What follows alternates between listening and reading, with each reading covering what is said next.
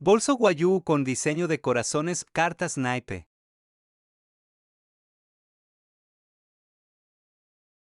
Tejida a crochet. He usado hilo acrílico en 2 hebras por cada color.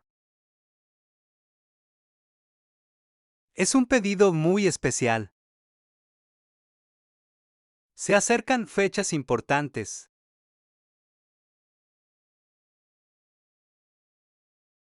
Una mochila es un producto que a muchos nos gustan por su variedad de colores y diseños.